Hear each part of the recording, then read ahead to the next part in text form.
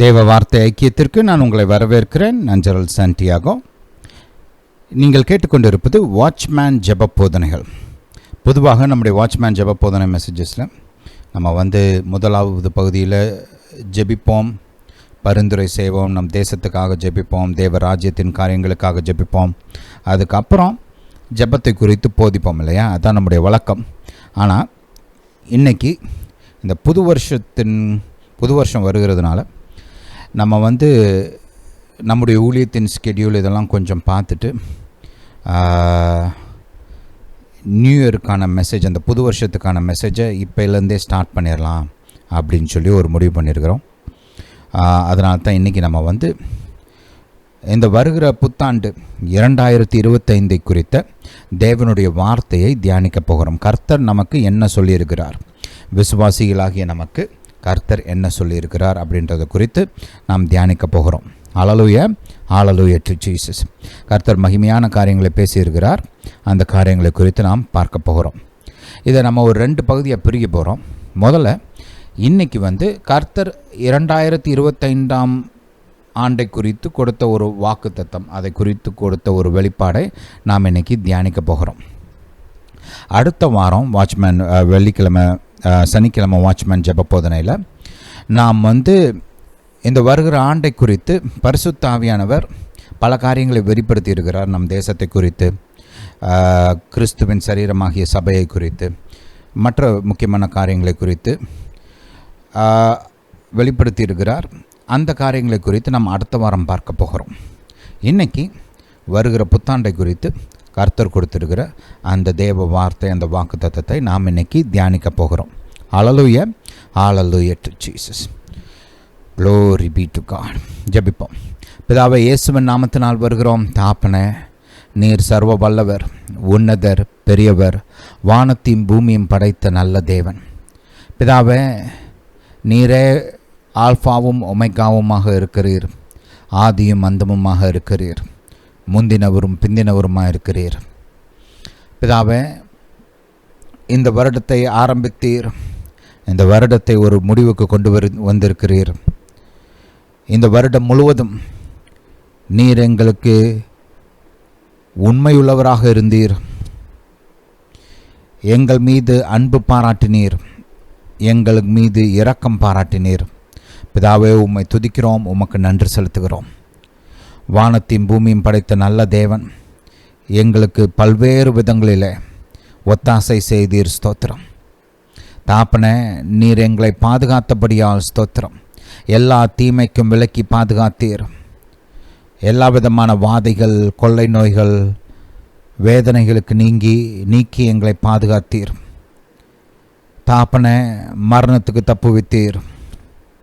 எத்தனையோ விதமான தீமைகள் நடந்திருக்கலாம், அதுக்கெல்லாம் எங்களை விலக்கி தப்புவித்தீர். பிதாவே, உம்மை துதிக்கிறோம், உமக்கு நன்றி செலுத்துகிறோம். தாப்பனை, எங்கள் போக்கையும் வரத்தையும் பாதுகாத்து கொண்டீர். எந்த விதமான ஆக்சிடெண்ட்ஸ், எந்த விதமான கஷ்டங்களும் எங்களுக்கு உண்டாகாமல் நீர் எங்களை கண்ணின் மணியைப் போல பாதுகாத்தீர். உமக்கு ஸ்தோத்திரம். பிதாவே, நல்ல ஆரோக்கியத்தையும் உடல் பலத்தையும் கொடுத்தீர். தாப்பனை, நல்ல சரீர பலனை கொடுத்திருக்கிறீர். வியாதிகளுக்கு நீங்களாக்கி நல்ல ஆரோக்கியத்தை கொடுத்திருக்கிறீர். பிதாவே, உம்மை துதிக்கிறோம், உமக்கு நன்றி செலுத்துகிறோம். பிதாவே, நீர் எங்களுக்கு கொடுத்த குடும்பத்திற்காய் ஸ்தோத்திரம், எங்கள் பிள்ளைகளுக்காய் ஸ்தோத்திரம்.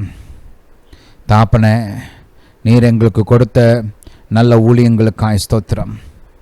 பிதாவே, நீர் எங்களுக்கு கொடுத்த எங்கள் தொழில், எங்கள் வேலைகளுக்காய் ஸ்தோத்திரம். தாப்பனே, நீர் கொடுத்த வருமானங்களுக்காய் ஸ்தோத்திரம். பிதாவே, எங்களை நீர் பெருகச் செய்தபடியால் ஸ்தோத்திரம். தாப்பனே, எங்களுக்கு முன்னேற்றத்தை கொடுத்தபடியால் ஸ்தோத்திரம். தாப்பனே, நீர் எங்கள் ஜீவனின் பலனாயிருந்து எங்களை பலப்படுத்தி எங்களை முன்னேறச் செய்தபடியால் ஸ்தோத்திரம். சகலவித பிரச்சனைகளையும் மேற்கொள்ள உதவி செய்தபடியால் ஸ்தோத்திரம். தாப்பனை, ஜெயிப்பதற்கு எங்களுக்கு உறுதுணையாக நின்றதற்காய் ஸ்தோத்திரம். தாப்பனை, மனுஷர் கைவிட்ட நேரங்களிலும் நீர் எங்களை கைவிடாத தேவனாக இருந்து எங்களை ஆசீர்வதித்தீர். எங்களுக்கு தயவு பாராட்டினீர், எங்களுக்கு வெற்றிகளை கொடுத்தீர். பிதாவே, உம்மை துதிக்கிறோம், உமக்கு நன்றி செலுத்துகிறோம். சர்வலோகத்தின் அதிபதி எங்கள் நினைவாய் இருந்து எங்களை ஆசிர்வதித்தபடியால் ஸ்தோத்திரம். எங்கள் கையின் கிரியைகளை ஆசிர்வதித்தபடியால் ஸ்தோத்திரம். எங்கள் பிள்ளைகளை ஆசிர்வதித்தபடியால் ஸ்தோத்திரம். எங்கள் குடும்பத்தில் சமாதான சந்தோஷத்தை கட்டளையிட்டபடியால் ஸ்தோத்திரம். பிதாவே, நீரே பெரியவர், நீரே உன்னதர், எல்லா துதி கன மகிமைக்கு நீர் பாத்திரர். பிதாவே, உம்முடைய பிரயோஜனத்திற்காக, தேவ ராஜ்யத்திற்கு பிரயோஜனத்திற்காக நீர் எங்களை பயன்படுத்தினபடியால் ஸ்தோத்திரம். பல்வேறு விதங்களில் மக்களுக்கு ஆசீர்வாதமாக எங்களை வைத்தபடியால் ஸ்தோத்திரம். தாப்பனே, எங்களை கொண்டு உம்முடைய திட்டங்களை இந்த பூமியில் நீர் நிறைவேற்றுகிறபடியால் ஸ்தோத்திரம்.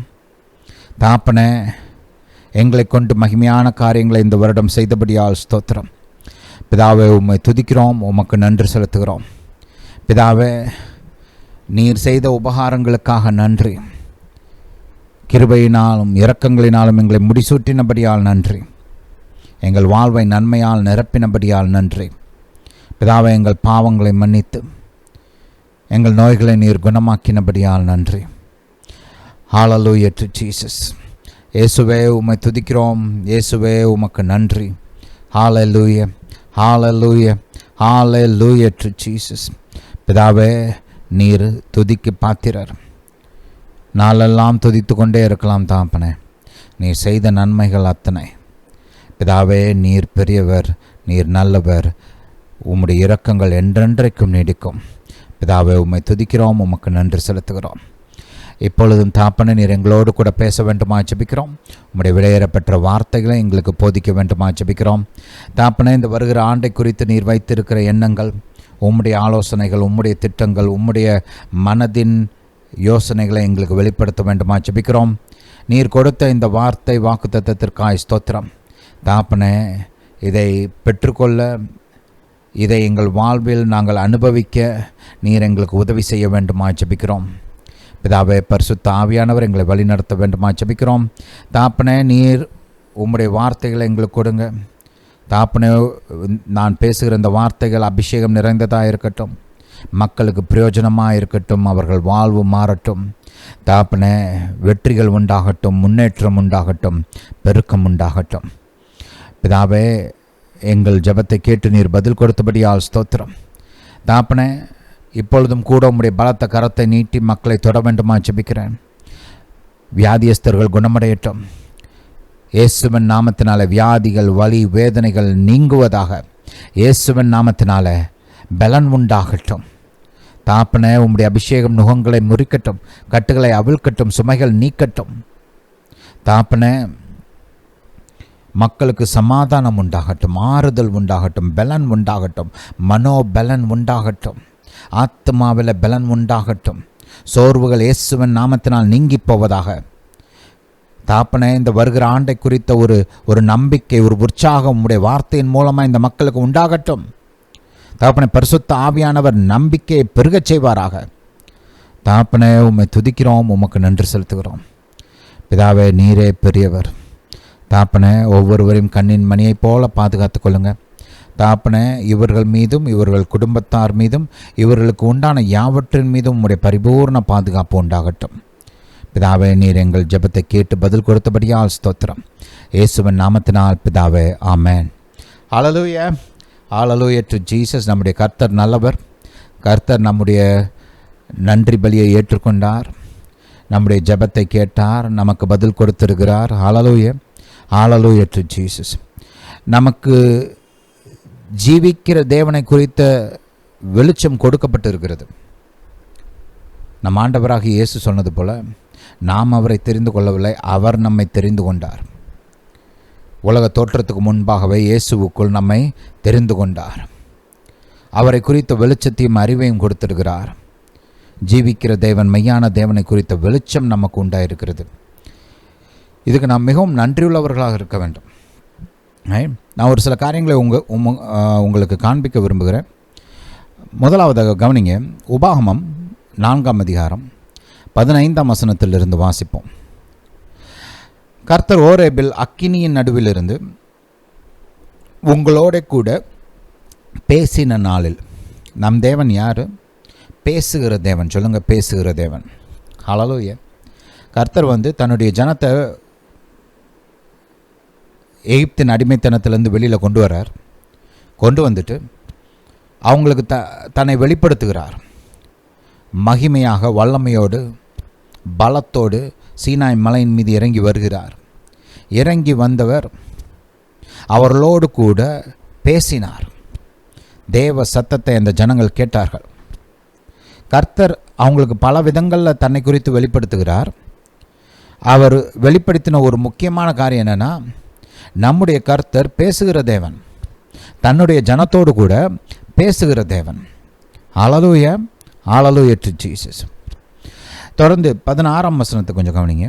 ஆகையால் நீங்கள் உங்களை கெடுத்துக்கொண்டு ஆண் உருவம், பெண் உருவம், பூமியில் இருக்கிற யாதொரு மிருகத்தின் உருவம், ஆகாயத்தில் பறக்கிற செட்டையுள்ள யாதொரு பட்சியின் உருவம், பூமியில் உள்ள யாதொரு ஊரும் பிராணிகளின் உருவம், பூமியின் கீழ் தண்ணீரில் உள்ள யாதொரு மச்சத்தின் உருவமாயிருக்கிற இவைகளில் யாதொரு உருவுக்கு ஒப்பான விக்கிரகத்தை உங்களுக்கு உண்டாக்காதபடிக்கும் உங்கள் கண்களை வானத்திற்கு ஏறெடுத்து உங்கள் தேவனாகிய கர்த்தர் வானத்தின் கீழெங்கும் இருக்கிற எல்லா ஜனங்களுக்கும் ஏற்படுத்தின வானத்தின் சேனைகளாகிய சந்திர சூரிய நட்சத்திரங்களை நோக்கி அவைகளை தொழுது சேவிக்க இணங்காதபடிக்கும் உங்கள் ஆத்துமாக்களை குறித்து மிகவும் எச்சரிக்கையாயிருங்கள்.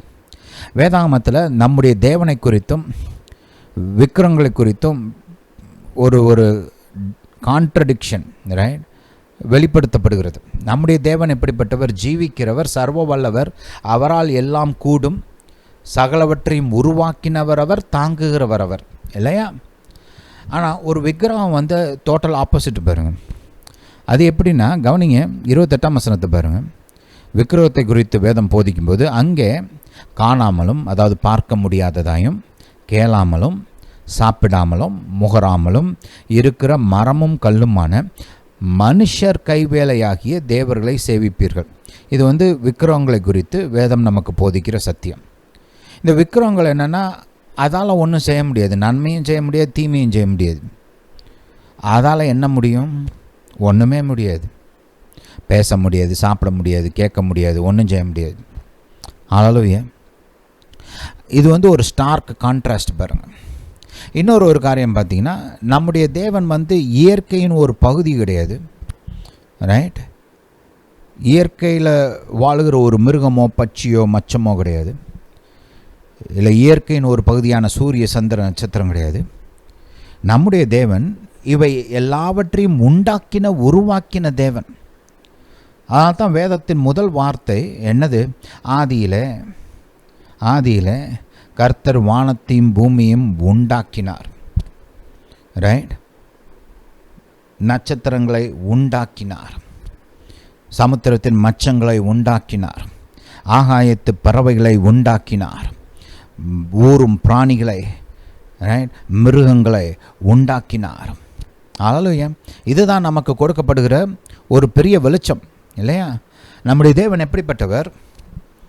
இயற்கை கிடையாது, இயற்கையின் ஒரு பகுதி கிடையாது, இயற்கையை உருவாக்கின தேவன். நம்முடைய தேவன் சர்வ வல்லவர். நம்முடைய தேவன் பாருங்கள், ஏதோ ஒரு சில காரியங்களை செய்யக்கூடிய ஒரு குறிப்பிட்ட பகுதியில் வல்லமை படைத்த ஒரு தேவன் கிடையாது. நம்முடைய தேவன் சர்வ வல்லவர். அவரால் எல்லாம் கூடும், அவர் சொல்ல ஆகும், அவர் கட்டளையிட நிற்கும். நம்முடைய தேவன் உன்னதர், பெரியவர், உயர்ந்தவர், எல்லாரை காட்டிலும் பெரியவர். ஹல்லேலூயா, ஹல்லேலூயா டு ஜீசஸ். அடுத்து ஒரு காரியத்தை கவனிங்க. இப்படிப்பட்ட தேவனை ஆராதிப்பதற்கு நாம் கொடுத்து வைத்திருக்க வேண்டும். நாம் ஆசீர்வதிக்கப்பட்ட ஜனம். இது பெரிய பாக்கியம், வார்த்தைகளால் விவரிக்கப்பட முடியாத அளவுக்கு இது பெரிய பாக்கியம். எத்தனையோ ஜனம் அந்தகாரத்தில் வாழ்ந்து கொண்டு இருக்கும்போது, ஜீவிக்கிற தேவனை குறித்த சத்தியம் அறியாமல் இருக்கும்போது, நாம் ஜீவிக்கிற தேவனை அறிந்திருக்கிறோம். நம்முடைய தேவன் சர்வ வல்லவராக இருக்கிறார், நம்மோடு கூட பேசுகிறவராக இருக்கிறார், நம்மை நினைக்கிறவராக இருக்கிறார். சங்கீதம் 115 கொஞ்சம் பாருங்கள். சங்கீதம் 115. இங்கே பார்த்தீங்கன்னா, இங்கே மறுபடியும் நம்முடைய தேவர்களுக்கும் விக்கிரகங்களுக்கும் ஒரு பெரிய வித்தியாசம் காண்பிக்கப்படுகிறது. ரைட், 4ஆம் வசனத்திலிருந்து வாசிங்க. அவருடைய விக்கிரகங்கள் வெள்ளியும் பொண்டும் மனுஷருடைய கைவேலையுமாக இருக்கிறது. அவைகளுக்கு வாய் இருந்தும் பேசாது, அவைகளுக்கு கண்கள் இருந்தும் காணாது, அவைகளுக்கு காதுகள் இருந்தும் கேளாது, அவைகளுக்கு மூக்கிருந்தும் முகராது, அவைகளுக்கு கைகள் இருந்தும் தொடாது, அவைகளுக்கு கால்கள் இருந்தும் நடவாது, தங்கள் தொண்டையால் சத்தமிடவும் மாட்டாது. ஆனால் இந்த விக்கிரகங்கள்னால தங்களை ஆராதிக்க ஜனங்களை குறித்து சிந்திக்க முடியாது, அவர்களுக்கு உதவி செய்ய முடியாது. ஆனால் நம்முடைய தேவன் எப்படிப்பட்டவராம்? 12ஆம் வசனத்தை கவனிங்க. கர்த்தர் நம்மை நினைத்திருக்கிறார். நம்முடைய தேவன் எப்படிப்பட்டவர்? நம்மை குறித்து நினைக்கிற தேவனாக இருக்கிறார். ஹல்லேலூயா, ஹல்லேலூயா டு ஜீசஸ். வானத்தையும் பூமியும் படைத்த சர்வ வல்லவர் நம்மை குறித்து நினைக்கிறார். நினைப்பது மட்டுமல்ல, நம்மை ஆசீர்வதிக்கிறார். யாரையெல்லாம் ஆசீர்வதிக்கிறார்? பெரியோரையும் ஆசீர்வதிக்கிறார், சிறியோரையும் ஆசீர்வதிக்கிறார். கர்த்தர் நம்மையும் ஆசீர்வதிக்கிறார், நம் பிள்ளைகளையும் ஆசீர்வதிப்பார். Hallelujah, hallelujah to Jesus. இப்படிப்பட்ட தேவனை ஆராதிப்பது நம் பாக்கியம் தானே. ஹல்லேலூயா, ஹல்லேலூயா டு ஜீசஸ். ஒரு புதிய வருடம் என்றாலே நம்ம எல்லாருக்கும் ஒரு எதிர்பார்ப்பு இருக்கும். ஒரு சிலருக்கு இந்த ஆண்டு ரொம்ப நல்ல ஆண்டாக இருந்திருக்கும். அநேக நன்மைகள், வெற்றிகள், ரைட், இதெல்லாம் உண்டாயிருக்கும். சமாதானம், சந்தோஷம் உண்டாயிருக்கும். ஒரு சிலருக்கு ஒரு சிலர் குடும்பத்தை ஆரம்பிச்சிருப்பாங்க. ரைட், புதுசாக குடும்பத்தை ஆரம்பிச்சிருப்பாங்க. ஒரு சிலர் குடும்பங்களை பல வருடங்களுக்கு முன்பாக ஆரம்பித்து தொடர்ந்து நல்லா சந்தோஷமாக இருப்பாங்க.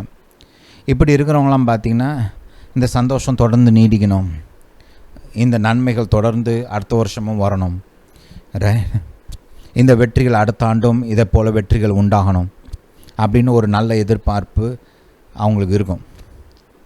ஒரு சிலருக்கு பார்த்திங்கன்னா பிரச்சனைகள் மத்தியில் இருந்திருப்பாங்க. ரைட், அநேக துன்பங்கள் உண்டாயிருக்கும். ஏதாவது வியாதி, ரைட், நோய், வலி, வேதனைகள், அந்த விதத்தில் ஒரு சிலருக்கு பிரச்சனைகள். ஒரு சிலருக்கு பணத்தின் காரியங்களில் பிரச்சனை, ஒரு சிலருக்கு கடன் பிரச்சனை, ஒரு சிலருக்கு குடும்பத்தில் பிரச்சனை. சரி, இந்த ஆண்டு முடிவுக்கு வருது, அடுத்த ஆண்டாவது நமக்கு நல்லா இருக்கணும், இந்த ஆண்டில் இருந்த பிரச்சனை அடுத்த ஆண்டும் தொடரக்கூடாது அப்படின்னு ஒரு எதிர்பார்ப்பு இருக்கும். ஒரு சிலருக்கு இந்த ஆண்டுகள் அவங்க சந்தித்த அந்த துன்பங்கள்னால நம்பிக்கை இழந்து போயின்னு ஒரு சூழ்நிலையில் இருப்பாங்க. என்னடா வாழ்க்கை இதானா, வாழ்க்கையே பிரச்சனையாக தான் இருக்க போதா, நமக்கு முன்னேற்றம் உண்டாகாது போல் இருக்குது, நம்ம வாழ்க்கை மாறாது போல் இருக்குது அப்படின்னு ஒரு சிலர் நம்பிக்கை இழந்த சூழ்நிலையில் இருப்பாங்க. உங்கள் அனைவருக்குமே தேவன் ஒரு சில காரியங்களை சொல்லுகிறார். நம்முடைய தேவன் எப்பொழுதுமே ஆசீர்வதிக்கிற தேவன், மேலும் மேலும் வர்த்திக்க பண்ணுகிற, பெருக பண்ணுகிற தேவன்.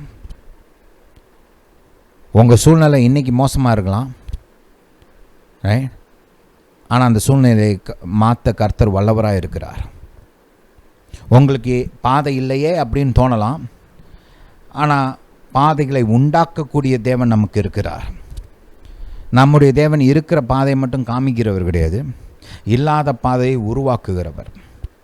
வேதம் நமக்கு ஏசாயா தீர்க்கதரிசியின் புஸ்தகத்தில் இப்படி போதிக்கிறது. வாசிப்போம். ஏசாயா தீர்க்கதரிசியின் புஸ்தகம் 43ஆம் அதிகாரம். ஏசாயா தீர்க்கதரிசியின் புஸ்தகம் 43 15ஆம் வசனத்திலிருந்து வாசிப்போம். நானே உங்கள் பரிசுத்தராகிய கர்த்தரும் இஸ்ரவேலின் சிருஷ்டிகரும் உங்கள் ராஜாவுமானவர், சமுத்திரத்திலே வழியையும் வலிய தண்ணீர்களில் பாதையும் உண்டாக்கி, ரதங்களையும் குதிரைகளையும் இராணுவங்களையும் பராக்கிரமசாலிகளையும் புறப்பட பண்ணி, அவைகள் எழுந்திராதபடிக்கு ஒருமித்து விழுந்து கிடக்கவும், ஒரு திரி அணைகிறது போல அவைகள் அணைந்து போகவும் பண்ணுகிற கர்த்தர் சொல்லுகிறதாவது, முந்தினவைகளை நினைக்க வேண்டாம், பூர்வமானவைகளை சிந்திக்க வேண்டாம். கர்த்தர் தன்னை குறித்து ஒரு சில குவாலிஃபிகேஷன்ஸை முதலே சொல்லிடுறாரு. தான் யாருன்றதை வெளிப்படுத்துகிறார். அவர் பரிசுத்தர், அவர் சிருஷ்டிகர்த்தர், ராஜா, சமுத்திரத்தில் வழி, அதாவது பாதையே இல்லாத இடத்துல ரைட், பாதையை உருவாக்குகிற தேவன். வலிய சமுத்திரத்தை கூட பிரித்து பாதையை உருவாக்குகிற தேவன். ரைட், பார்வோனின் சேனையை சமுத்திரத்தில் மூழ்கடித்து இஸ்ரவேலின் சத்துருக்களை அதம் பண்ணினவர். தன்னுடைய ஜனத்துக்கு விடுதலையும் வெற்றியும் கொடுத்தவர். இப்படிப்பட்ட தேவன் நமக்கு ஒரு காரியத்தை சொல்லுகிறார். என்ன சொல்லுகிறார்?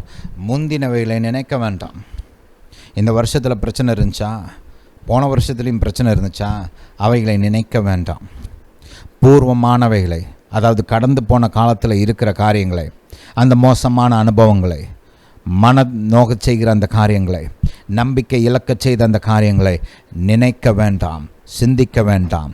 கர்த்தர் சொல்லுகிறார், இதோ 19ஆம் வசனம், இதோ நான் புதிய காரியத்தை செய்கிறேன், இப்பொழுதே அது தோன்றும், நீங்கள் அதை அறியீர்களா?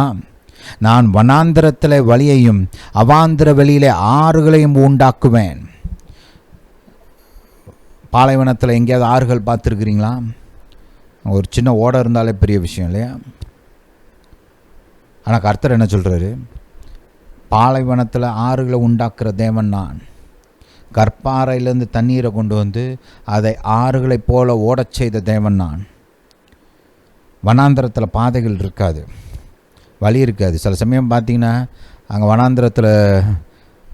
வனாந்திரத்தை குறித்து சரியாக அறியாத மக்கள்லாம் பார்த்திங்கன்னா தொலைஞ்சு போயிடுவாங்க. அங்கேயே சுற்றி சுற்றி வருவாங்க. எங்கே போகிறோன்னு தெரியாது, எங்கே போகணும்னு தெரியாது, எங்கே இருந்தோம் இப்போ எங்கே போயிட்டுருக்கோம் டைரக்ஷன் கூட தெரியாது. ஏன்னா எல்லாம் ஒரே மாதிரி இருக்கும் பார்க்க. ஆனால் அப்படிப்பட்ட இடத்துல கூட வழியை உண்டாக்குகிற தேவன். புரியுதா? ஹல்லேலூயா. சமுத்திரத்தை பிரித்த தேவன் உங்களுக்கு சொல்லுகிறார், கர்த்தர் உங்களுக்கு பாதைகளை உண்டு பண்ணுவார். உங்களை விரட்டி வந்த அந்த பிரச்சனைகள், உங்களை பின்தொடர்ந்து வந்த அந்த பிரச்சனைகள், உங்களை நோகடித்த மனம் மடிவாக்கிய அந்த காரியங்கள் கர்த்தர் முறியடிப்பார். கர்த்தர் உங்களுக்கு வெற்றியை கொடுப்பார். கர்த்தர் உங்களுக்கு ஒரு நல்ல எதிர்காலத்தை வைத்திருக்கிறார். ஹல்லேலூயா. இயேசு நாமத்தில் பெற்றுக்கொள்கிறேன்னு சொல்லுங்கள். ஹல்லேலூயா டு ஜீசஸ். இந்த வசனங்களை ஞாபகத்தில் வச்சுக்கோங்க. இதான் எடுத்து திரும்ப திரும்ப படிங்க. இதெல்லாம் உதவி செய்யும். தேவன் தன்னுடைய வார்த்தையின் மூலமாக தன்னுடைய ஜனத்திற்கு உதவி செய்கிறார். வார்த்தையின் மூலமாக நம்முடைய வாழ்க்கையில் கிரியை செய்கிறார். இன்றைக்கு இது இந்த வருகிற ஆண்டுக்கான வார்த்தை கிடையாது, அதாவது வாக்குத்தத்தம் கிடையாது, அது வேறு. ஆனால் இந்த காரியமும் கர்த்தர் உங்களோடு கூட பேசுகிறார்.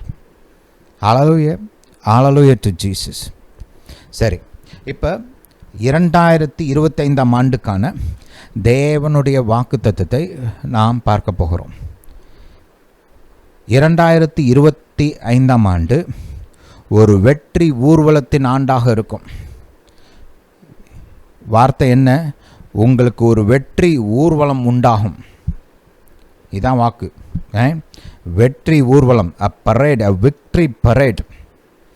என்ன அர்த்தம் வெற்றி ஊர்வலம்னா? வெற்றி மேலே வெற்றி வரும், தொடர்ச்சியாக வெற்றி வந்துக்கிட்டே இருக்கும். ஹல்லேலூயா. ஊர்வலங்கள் பார்த்துருக்கிறீங்களா நீங்கள்? ஒரு பரேடு பார்த்துருக்கிறீங்களா? இப்போ நம்ம இண்டிபெண்டன்ஸ் டே பரேடு பார்த்திங்கன்னா ஒரு ஸ்டேட்காரவங்க தங்களுடைய கலாச்சாரத்தை வெளிப்படுத்தும்படி அப்போ பலவிதமான காரியங்களை செய்து அப்படி வருவாங்க. அவங்க போனதுக்கப்புறம் இன்னொரு ஸ்டேட் வருவாங்க, அவங்க போனதுக்கப்புறம் இன்னொரு ஸ்டேட் வருவாங்க. இப்படி வரிசையாக வந்துக்கிட்டே இருப்பாங்க இல்லையா? அதே மாதிரி பார்த்திங்கன்னா நம்ம ஆர்மியில் நிறைய ரெஜிமெண்ட் இருக்குது, ரைட்? அதே மாதிரி ஏர்ஃபோர்ஸில் நிறையா ரெஜிமெண்ட் இருக்குது, நேவியில் நிறைய ரெஜிமெண்ட்ஸ்லாம் இருக்குது. இப்படி ஆர்மியில் இருக்கிற பலதரப்பட்ட அந்த ரெஜிமெண்ட்ஸ் எல்லாம் பார்த்திங்கன்னா ஒருத்தருக்கு பின்னாடி ஒருத்தர் அப்படியே வந்துக்கிட்டே இருப்பாங்க, குரூப்பாக இல்லையா? அதுக்கப்புறம் ஆர்மி போனதுக்கப்புறம் நேவி வருவாங்க, நேவி போனதுக்கப்புறம் ஏர்ஃபோர்ஸ் வருவாங்க, ரைட்? அப்புறம் டேங்க்ஸ் அப்படி ஊர்வலமாக வரும், ரைட்? அதுக்கு டேங்க்ஸ் எல்லாம் போனதுக்கப்புறம் மிசைல் கேரியர்ஸ்லாம் அப்படி வருவாங்க, ரைட்? ஹல்லேலூயா. மிசைல் சிஸ்டம்ஸ் அதெல்லாம் கொண்டுட்டு அப்படி வருவாங்க. இப்படி பலதரப்பட்ட ஒரு ஊர்வலம்னா தொடர்ச்சியாக வந்துக்கிட்டே இருப்பாங்க இல்லையா? வெற்றியின் ஊர்வலம்னா என்ன அர்த்தத்தில் கர்த்தர் சொல்கிறாரு? இந்த வருகிற ஆண்டு நமக்கு வெற்றி மேல் வெற்றி உண்டாகும், தொடர்ச்சியாக வெற்றி உண்டாகும். ஒரு காரியத்தில் வெற்றி உண்டாகும், அப்புறம் அடுத்த காரியத்தில் வெற்றி உண்டாகும், அப்புறம் இன்னொரு காரியத்தில் வெற்றி உண்டாகும், அப்புறம் வேறு ஒன்றில் வெற்றி உண்டாகும். இப்படி ஆண்டு பூரா வெற்றியின் ஆண்டாக அமையும். இதுதான் தேவன் நமக்கு கொடுத்திருக்கிற வாக்குத்தத்தம். ஹல்லேலூயா. இப்போது இதை நாம் எப்படி பெற்று அனுபவிப்பது, எப்படி இதை சுதந்திரித்து கொள்வது என்பதை நாம் பார்க்க போகிறோம் இன்றைக்கி தேவ வார்த்தையிலிருந்து. ஹல்லேலூயா, ஹல்லேலூயா டு ஜீசஸ். சரி, முதலாவதாக யாத்ராகமம்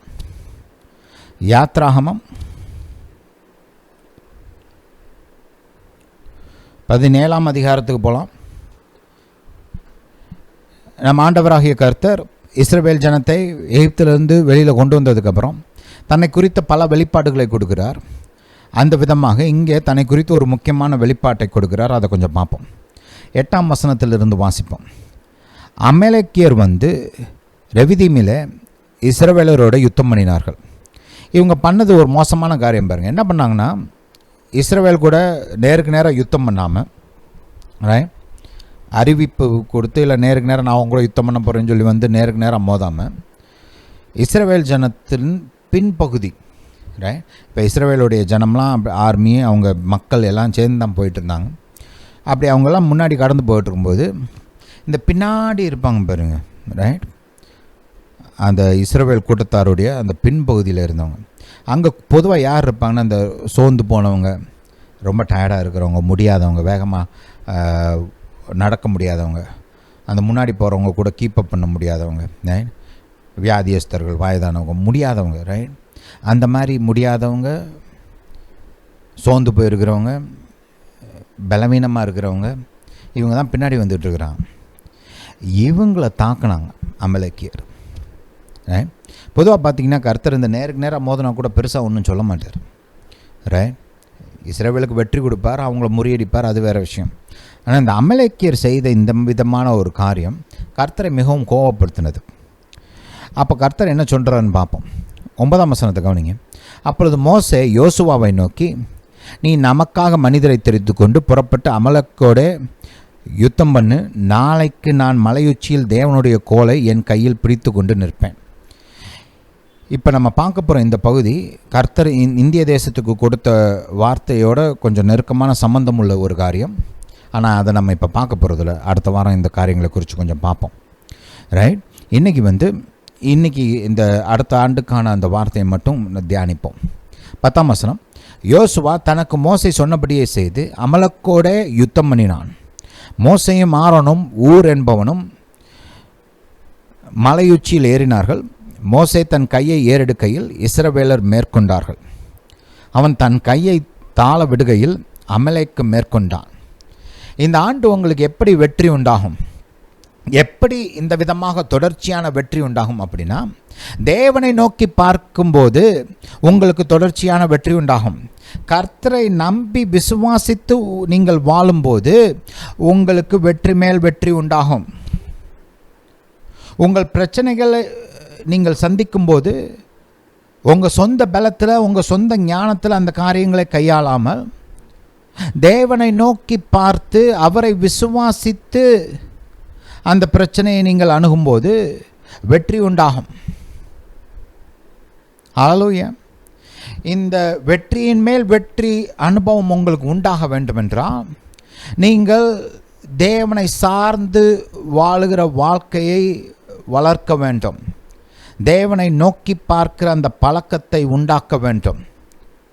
எந்த காரியத்தையும் எந்த சூழ்நிலையும் விசுவாசத்தோடு, அதாவது கர்த்தர் மீது விசுவாசத்தோடு செய்ய வேண்டும்.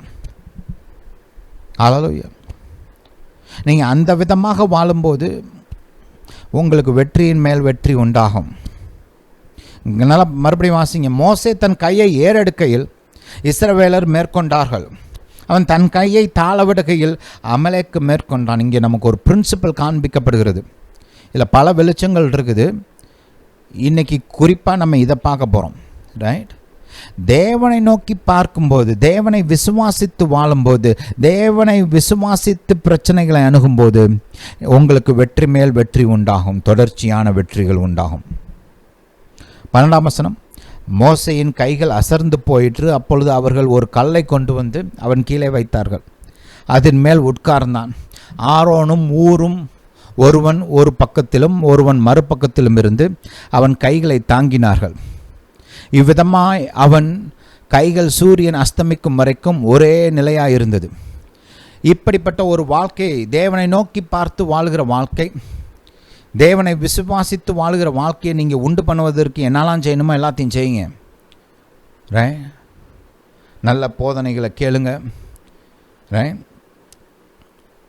சபைக்கு ஒழுங்காக போங்க. பைபிளை நல்லா வாசிங்க. டெய்லி ஜெபிக்கிற பழக்கத்தை ஏற்படுத்தி கொள்ளுங்க. ஹல்லேலூயா. இந்த மாதிரி நல்ல போதனைகளை அனுதினமும் கேளுங்க. அப்படி கேட்கும்போது தேவனை நோக்கி பார்ப்பதற்கான மனப்பக்குவமும் பலமும் திராணியும் உங்களுக்கு உண்டாகும். பாருங்கள், என்னெல்லாம் செய்யணுமோ செய்யணும். தேவன் மீது விசுவாசம் வைத்து விசுவாசத்தினால் வாழ்கிற ஒரு வாழ்க்கையை உண்டாக்க நீங்கள் என்னெல்லாம் செய்யணுமோ எல்லா எஃபர்ட்டும் எடுங்க. புரியுதா? ஹல்லேலூயா. Hallelujah to Jesus. 13ஆம் வசனம். யோசுவா அமலேக்கையும் அவன் ஜனங்களையும் பட்டய கருக்கினாலே முறியடித்தான். பின்பு கர்த்தர் மோசேயை நோக்கி, இதை நினைவு கூறும் பொருட்டு நீ ஒரு புஸ்தகத்தில் எழுதி யோசுவாவின் செவி கேட்கும்படி வாசி, அமலேக்கை வானத்தின் கீழெங்கும் இராதபடிக்கு நாசம் பண்ணுவேன் என்றார். நான் சொன்னேன் இல்லையா, அந்த மாதிரி அவங்க ஒரு கோலத்தனமாக பலவீனப்பட்டவர்களையும் சோர்ந்து போனவர்களையும் பின்னாடி வந்து அடித்தாங்க இல்லையா. அது கர்த்தருக்கு கோபத்தை மூட்டுகிற ஒரு காரியமாக இருந்தது. அதனால் அவங்க மேலே ஒரு நியாய தீர்ப்பை பேசுகிறார். இது பிற்காலத்தில் சவுல் ராஜாவின் காலங்களில் நிறைவேறினது. அடுத்த வசனத்தை கவனிங்க. மோசே ஒரு பலிபீடத்தை கட்டி அதற்கு யெகோவா நிசி என்று பெயரிட்டான். கர்த்தர் என் ஜெயக்கொடியானவர், அதாவது கர்த்தர் எனக்கு வெற்றிகளை கொடுக்கிறவர் என்று அர்த்தம். ஹல்லேலூயா. எப்படி இங்கே கர்த்தர் இஸ்ரவேலுக்கு அமலேக்கியர் மீது வெற்றி கொடுத்தாரோ, அதே போல கர்த்தர் நம்முடைய சத்துருக்கள் மீதும் நமக்கு வெற்றிகளை கொடுப்பார். ஹல்லேலூயா. யெகோவா நிசி என்பது ஒரு உடன்படிக்கை நாமம். ஹல்லேலூயா. யெகோவா ராஃபா, யெகோவா ஷாலோம், இந்த மாதிரி இதெல்லாம் உடன்படிக்கை நாமங்கள், கவர்னன்ட் நேம்ஸ். நமக்கும் பரலோக தேவன் கூட இயேசுவின் இரத்தத்தின் மூலமாக உடன்படிக்கை இருக்கிறது. we have a better covenant based on better promises. நம்முடைய உடன்படிக்கை, இந்த புதிய உடன்படிக்கை பழைய உடன்படிக்கை காட்டிலும் மேலான உடன்படிக்கை, நமக்கு மேலான வாக்குத்தத்தங்களும் கொடுக்கப்பட்டிருக்கிறது.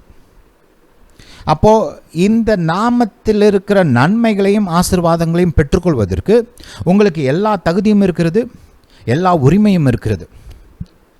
ஹல்லேலூயா. யெகோவா நிசி உங்களுக்கு வெற்றி மேல் வெற்றியை கொடுப்பார். ஒரு வெற்றி ஊர்வலம் உங்கள் வாழ்வில் உண்டாகும். 16ஆம் வசனத்தை கவனிங்க.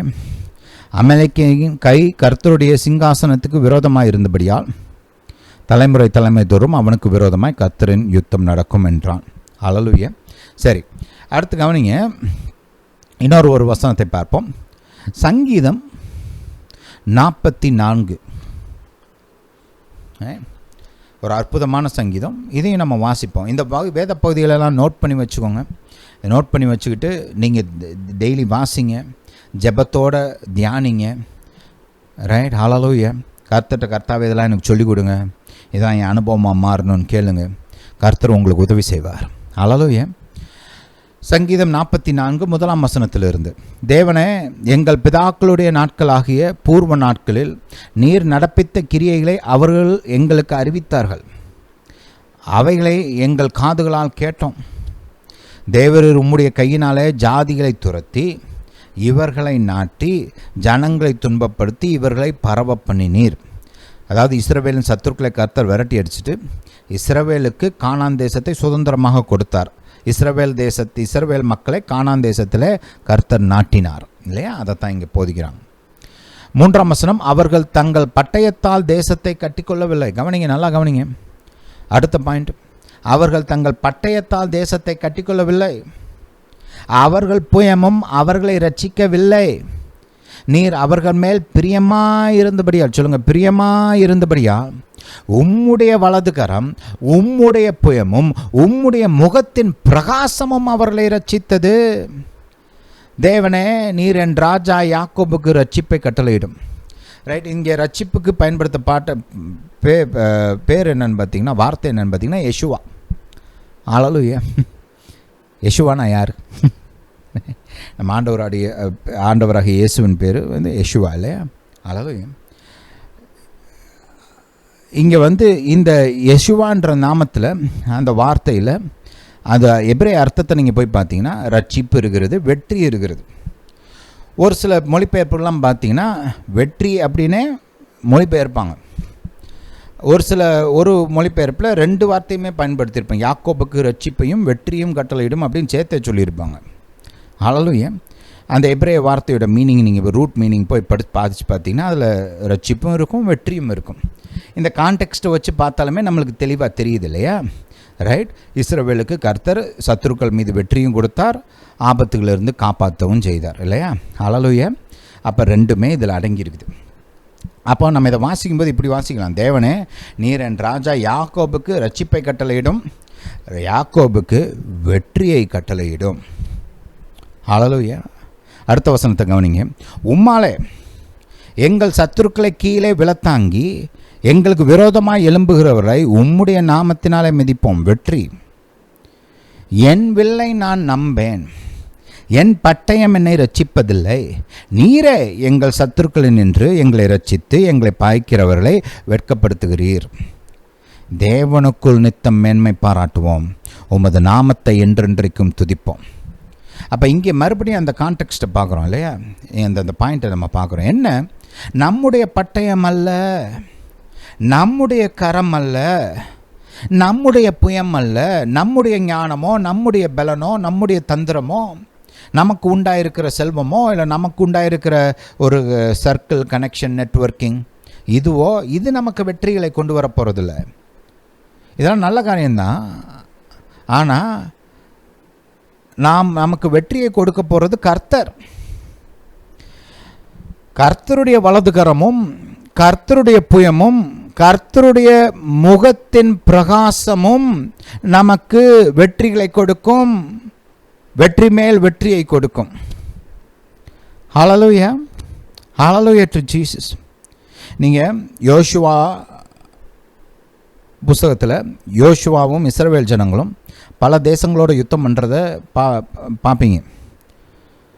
அந்த வெற்றிகள்லாம் எப்படி உண்டாச்சுன்னு படித்து பாருங்கள். அந்த வெற்றிகள் எல்லாமே கர்த்தருடைய துணையோடு கர்த்தர் அவர்கள் சார்பாக யுத்தம் செய்ததினால் உண்டானது.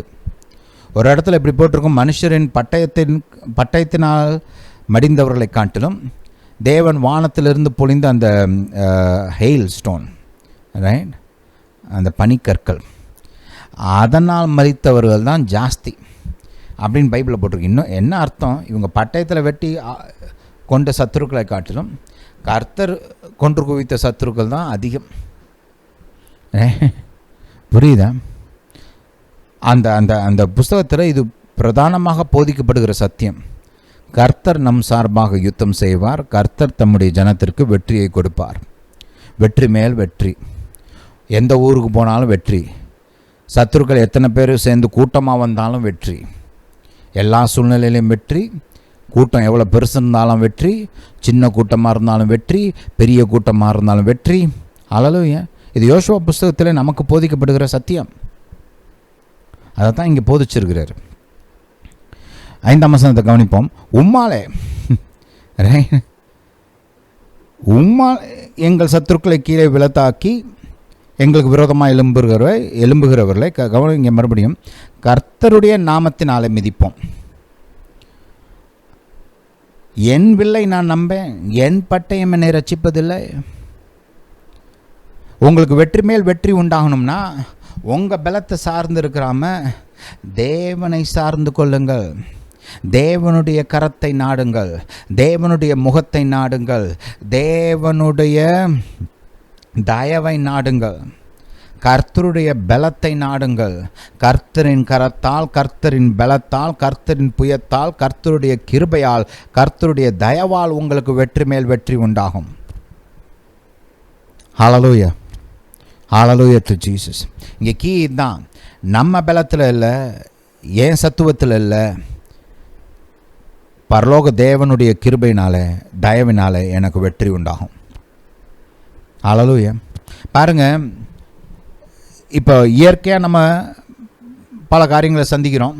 சில சமயம் வெற்றி உண்டாகுது, சில சமயம் தோல்வி உண்டாகுது.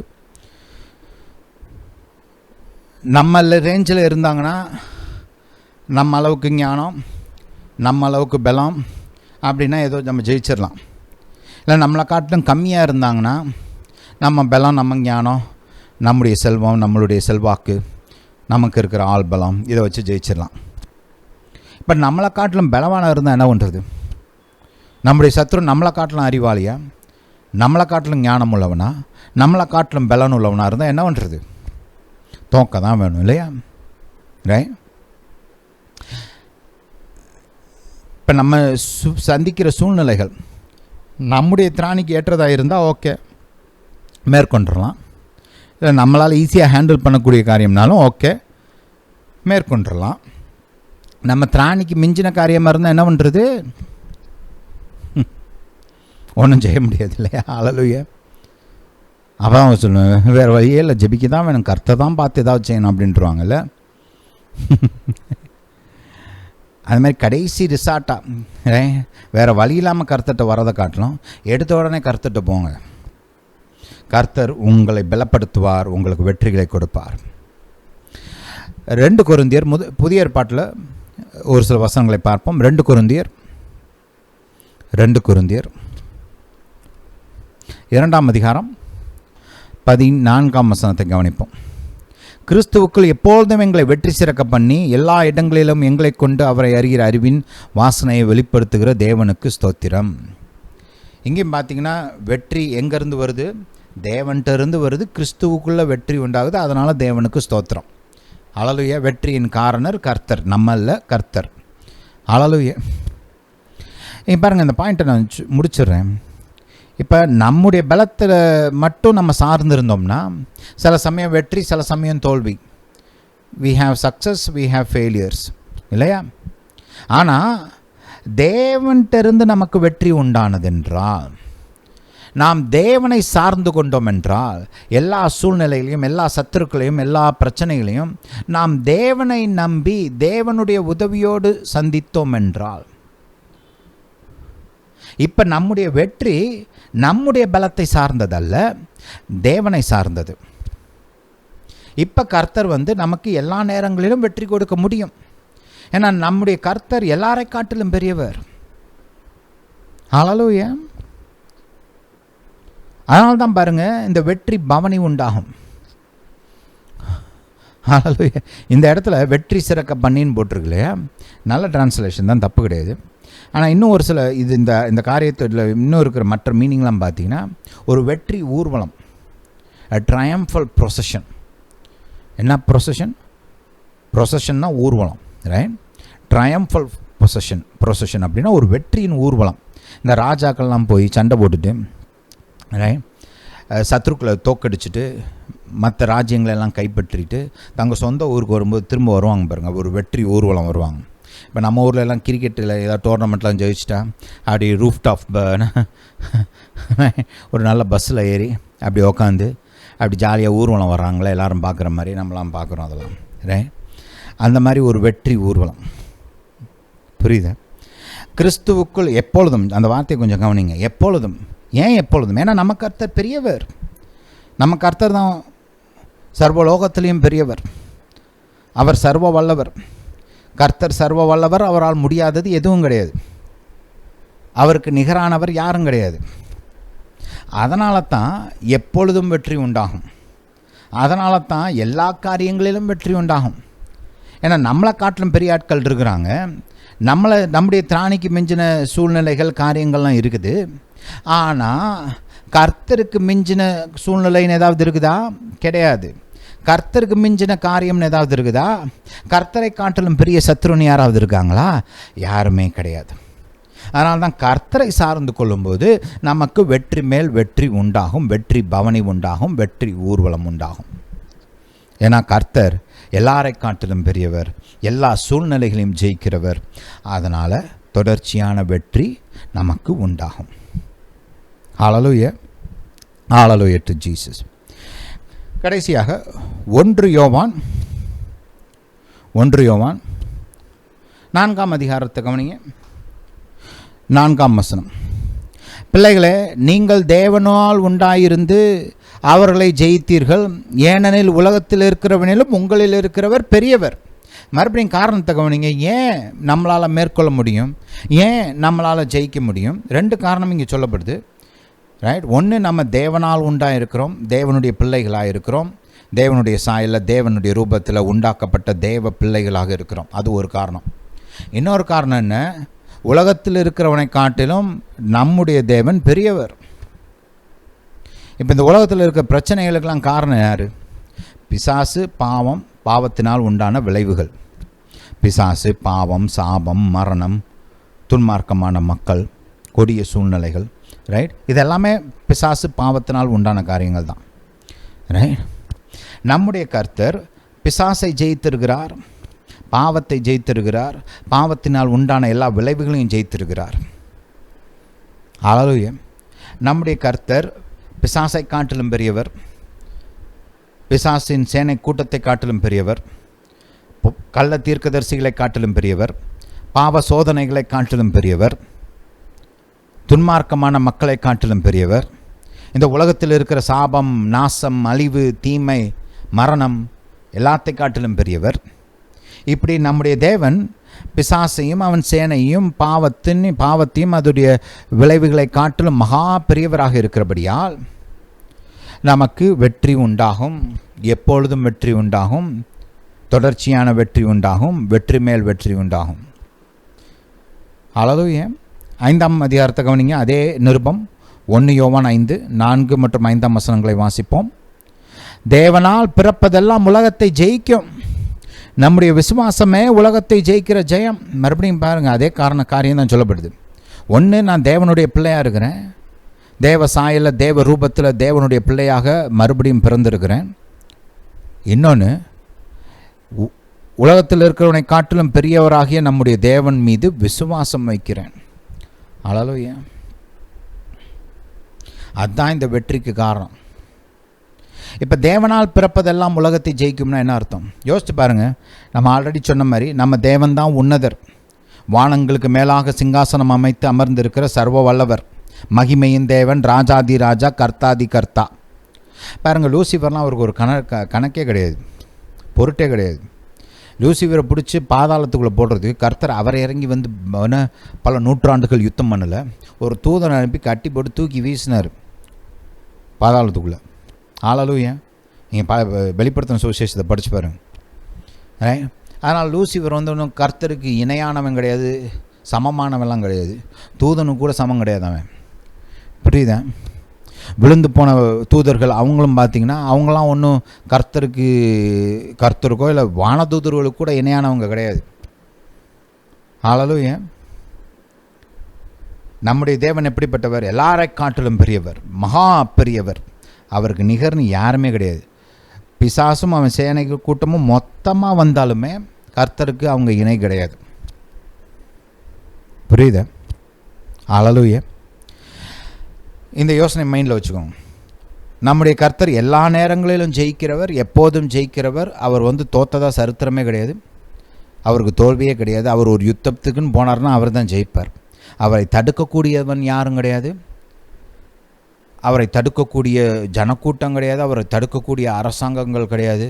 இந்த பூமியில் இருக்க மக்கள் எல்லாம் ஒத்துமொட்டமாக கூட்டம் சேர்ந்தாலும் கர்த்தரை தடுக்க முடியாது. நீங்கள் வெளிப்படுத்தின சுவிசேஷத்தில் கூட பார்க்குறோம். அது எல்லாரும் கூட்டமாக கூடி கர்த்தரை எதிர்த்து நிற்கும் போது கர்த்தர் ஈஸியாக எல்லாத்தையும் தோக்கடிச்சிட்டு போயிட்டே இருக்கிறார் இல்லையா? இப்படிப்பட்ட கர்த்தருடைய பிள்ளைகள் நாம். நீங்கள் இயேசுவை விசுவாசித்து மறுபடியும் பிறந்தபோது தேவனுடைய பிள்ளையாக மாறி இருக்கிறீர்கள். தேவ சாயலில் தேவ ரூபத்தில் உருவாக்கப்பட்ட தேவனுடைய பிள்ளையாக மாறி இருக்கிறீர்கள். இப்போ நீங்கள் தேவனுடைய பிள்ளையாக இருக்கிறதுனால அவருடைய சுபாவம் உங்களுக்குள் வைக்கப்பட்டு இருக்கிறது. அவர் எப்போதும் ஜெயிக்கிறவராக இருக்கிறார். ஜெயிப்பது தான் அவர் சுபாவம், அவர் ஜெயிப்பது நிச்சயம். அவருடைய பிள்ளையாக நீங்கள் இருப்பதினால் அவருடைய இந்த ஜெயிக்கிற சுபாவம் உங்களுக்குள்ளும் வைக்கப்பட்டு இருக்கிறது. அதனால தான் வேதம் போதிக்கிறது, தேவனால் பிறப்பதெல்லாம் உலகத்தை ஜெயிக்கும். ஹல்லேலூயா. Hallelujah to Jesus. இதை பார்த்திங்கன்னா இப்போ பொதுவாக நம்ம பார்க்குறோம், இந்த நல்ல உயரமாக வாட்டச்சாட்டமாக அப்பாவும் அம்மாவும் இருந்தாங்கன்னா அவங்களுக்கு பிறக்கிற பிள்ளைகளும் பார்த்திங்கன்னா பொதுவாக உயரமாக நல்லா வாட்டச்சாட்டமாக இருப்பாங்க. ஏன்? இவங்களுடைய அந்த ஜீன்ஸ் அந்த பிள்ளைக்குள்ளே வந்துருக்குது. ரைட். பேரண்ட்ஸ் நல்லா ஆரோக்கியமாக நல்ல வளர்ச்சியோட நல்லா வாட்டச்சாட்டமாக இருக்கிறதுனால பிள்ளைகள்லாம் அப்படியே வருவாங்க. ரைட், ஹல்லேலூயா. இதே மாதிரி பார்க்குறோம், நம்ம ஊர்லேயே சொல்லுவோம் பாருங்கள், என்ன சொல்கிறோம், அப்பனுக்கு பிள்ளை தப்பாமல் பிறந்திருக்கிறான் அப்படின்னு சொல்கிறோம் இல்லையா. இப்போ நம்ம குடும்பங்கள்லாம் பார்க்குறோம், பிள்ளை ஏதாவது கொஞ்சம் நல்லா ஏதாவது சாதிச்சா என்ன சொல்கிறோம், யார் பிள்ளை அப்படின்னு கேட்குறோம் இல்லையா. ரைட், சொல்கிறோம் என்ன, அப்பா 8 அடி பாஞ்சா பிள்ளை 16 அடி பாய்வான் அப்படிலாம் சொல்கிறோம் இல்லையா. ஹல்லேலூயா. என்ன அர்த்தத்தில் சொல்கிறோம், அந்த தாப்பனுக்குள்ளே இருக்கிற அந்த சுபாவங்கள் பிள்ளைக்குள்ளே வந்துருக்குது, அந்த பிள்ளை இன்னும் கொஞ்சம் நல்லா கூட செய்யுது அப்படின்ற மாதிரி பேசுகிறோம் இல்லையா. பேசிக்காக அதோட ஃபவுண்டேஷன் என்னன்னு பார்த்தீங்கன்னா, தாப்பனுக்குள்ளே இருக்கிற அந்த நல்ல காரியங்கள், தாய்க்குள்ளே இருக்கிற அந்த நல்ல காரியங்கள் இந்த பிள்ளைக்குள்ளேயும் வந்துருக்குது அப்படின்னு நம்ம சொல்கிறோம். இப்போ இந்த ஹார்ஸ் ரேசிங்லாம் நடத்துகிறாங்க இல்லையா, அதுக்கு இந்த பந்தய குதிரைகளெல்லாம் வாங்க போகும்போது என்ன பண்ணுவாங்களாம், இந்த குட்டியாகவே வாங்குவாங்க. அப்படி வாங்கும்போது முதல்ல என்ன பண்ணுவாங்கன்னா, இந்த குட்டி ஆரோக்கியமாக இருக்குதா பலமுள்ளதாக இருக்குதான்னு மட்டும் பார்க்க மாட்டாங்களாம். இந்த குட்டியோட தாய் தகப்பன் இருக்கிறாங்கள, அந்த குதிரைகள்லாம் எப்படின்னு பார்ப்பாங்களாம். அது எப்படி நல்லா பலமுள்ளதாக இருக்குதா, நல்லா ஆரோக்கியமாக இருந்துச்சா, அது பந்தய போட்டிகள்லாம் கலந்து கொண்டு நிறையா வெற்றிலாம் பெற்றிருக்குதா, அதையெல்லாம் கூட செக் பண்ணுவாங்களாம். அதோடைய இந்த பெடிகிரி இதெல்லாம் பார்ப்பாங்களாம். இதெல்லாம் பார்த்துட்டு அந்த மாதிரி இருந்துச்சுன்னா, இந்த குட்டி ஆரோக்கியமாக இருக்கிறதோடு சேர்த்து அந்த தாய் தாப்பன்மாரும் அப்படி நல்லா ஆரோக்கியம் உள்ளவங்களாம், நல்லா பலம் உள்ளவங்களாம், நல்லா பல போட்டிகளை ஜெயித்தவங்களாக இருந்தால் அந்த குதிரை குட்டிக்கு பாருங்கள் நல்லா வள போகுமா. ஏன்னா நம்பிக்கையோடு வாங்குவாங்க, நம்ம போட்ட இந்த இன்வெஸ்ட்மெண்ட் பலன் இருக்கும், இந்த குட்டி நல்லா பலமுள்ளதாக வளரும், இதுவும் நல்லா வெற்றி பெறும், ஜெயிக்கக்கூடிய ஒரு குதிரையாக இருக்கும் அப்படின்னு நம்பி வாங்கிட்டு போவாங்களாம். ஹல்லேலூயா. இதை நம்ம இயற்கையில் பார்க்குறோம். ஆவிக்குரிய ரீதியிலும் இது உண்மை. ஏன்னா கர்த்தர் பாருங்கள், கர்த்தருடைய பிள்ளைகளாக நாம் உருவாக்கப்பட்டிருக்கிறோம். அவர் சாயல்ல, அவர் ரூபத்தில், அவர் குடும்பமாக உருவாக்கப்பட்டிருக்கிறோம். அப்படி உருவாக்கப்பட்டதுனால அவருடைய அந்த வெற்றி சிறக்கிற அந்த சுபாவம், ஜெயிக்கிற அந்த பலன், இதெல்லாம் நம்மளுக்குள்ளேயும் வைக்கப்பட்டிருக்கிறது. தேவ பிள்ளைன்னா சாதாரணமாக கிடையாது. தேவ பிள்ளைன்னா ஏதோ ஏப்ப சாப்பே நினச்சிடக்கூடாது. நம்மளுக்கு சில சமயம் கர்த்தர் பிள்ளைன்னா என்ன விளங்காததுனால சும்மா சாதாரணமாக திரியிறோம். ஆனால் கர்த்தருடைய பிள்ளை அப்படின்னா ஜெயிக்கிறவன், ஜெயிக்க பிறந்தவன். பார்ன் டு வின்னு இங்கிலீஷில் கேள்விப்பட்டிருப்பீங்க இல்லையா. ஜெயிக்க பிறந்தவன் தமிழையும் சொல்லுவோம். ஹல்லேலூயா. உண்மையிலேயே இயேசுவை விசுவாசித்து மறுபடியும் பிறந்த கர்த்தருடைய பிள்ளைகள் ஜெயிக்க பிறந்தவர்கள், பார்ன் டு வின். ஏன்னா நம்முடைய சர்வ வல்லமையுள்ள பிதாவின் சுபாவம் நமக்குள் வைக்கப்பட்டிருக்கிறது. Hallelujah. Hallelujah to Jesus. Glory be to Jesus. Blessed be the name of Jesus. இதனால் பாருங்கள், கர்த்தர் நமக்கு கொடுத்திருக்கிற இந்த ஸ்லாக்கியங்கள், கர்த்தருடைய உதவி, கர்த்தருடைய பலன், கர்த்தர் மீது நாம் வைக்கிற விசுவாசத்தினால இந்த வருகிற ஆண்டு நமக்கு ஒரு வெற்றி ஊர்வலத்தின் ஆண்டாக இருக்கும். வெற்றி மேல் வெற்றி உண்டாகும், தொடர்ச்சியான வெற்றிகள் உண்டாகும். ஹல்லேலூயா. Hallelujah to Jesus. ஜெபிப்போம்மா. பிதாவே, இயேசுவின் நாமத்தினால் வருகிறோம். தாப்பனே, சர்வ வல்லமையுள்ளவரே, வானத்தையும் பூமியும் படைத்தவரே, நீர் ஆசிர்வதிக்கும் போது ஆசீர்வாதத்தை தடுக்கக்கூடியவன் யார்? பிதாவே, நீர் எங்களுக்கு உதவி செய்யும்போது எங்களை மேற்கொள்ளக்கூடியவன் யார்? உம்மாலே நாங்கள் ஒரு சேனைக்குள் பாய்வோம், ஒரு மதிலை தாண்டுவோம். தேவனால் நாங்கள் பிறந்தபடியினால் மேற்கொள்வோம், ஜெயிப்போம். தாப்பனே, நீர் எங்களுக்கு கொடுத்த வார்த்தையின்படி இயேசுவின் நாமத்தினாலே 2025 ஆண்டு எங்களுக்கு ஒரு வெற்றி ஊர்வலத்தின் ஆண்டாக இருக்கும். வெற்றி ஊர்வலம் உண்டாகும். இயேசுவின் நாமத்தினாலே வெற்றி மேல் வெற்றி உண்டாகும், தொடர்ச்சியான வெற்றிகள் உண்டாகும். பிதாவே, நீங்கள் அப்படியே செய்கிறபடியால் ஸ்தோத்திரம். தாப்பனை உம்மை துதிக்கிறோம், உமக்கு நன்றி செலுத்துகிறோம். இயேசுவின் நாமத்தினால் பிதாவே, ஆமென். ஹல்லேலூயா. Hallelujah to Jesus. இந்த மெசேஜை நீங்கள் கேட்டு திரும்ப திரும்ப கேளுங்க. அந்த சத்தியங்கள்லாம் நமக்குள்ளே போகணும். அது மட்டும் இல்லாமல் நம்ம கொடுத்த இந்த ரெஃபரன்ஸ், இந்த பைபிள் ரெஃபரன்சஸ், அந்த பேசேஜஸ்லாம் எடுத்து திரும்ப திரும்ப வாசிங்க. வாசித்து ஜெபத்தோடு தியானிங்க. ஹல்லேலூயா. இந்த மெசேஜை உங்கள் குடும்பத்தார், உற்றார், உறவினர்கள் எல்லாருக்கும் அனுப்பிச்சி வைங்க. கர்த்தர் அவங்களும் கேட்டு ஆசீர்வதிக்கப்படட்டும். கர்த்தர் உங்களை ஆசீர்வதிப்பார். ஹல்லேலூயா. Hallelujah to Jesus. இந்த போதனை கேட்டபடியால் நன்றி. கர்த்தர் உங்களை ஆசீர்வதிப்பாராக. நம்முடைய இயேசு ராஜா சீக்கிரம் வருகிறார்.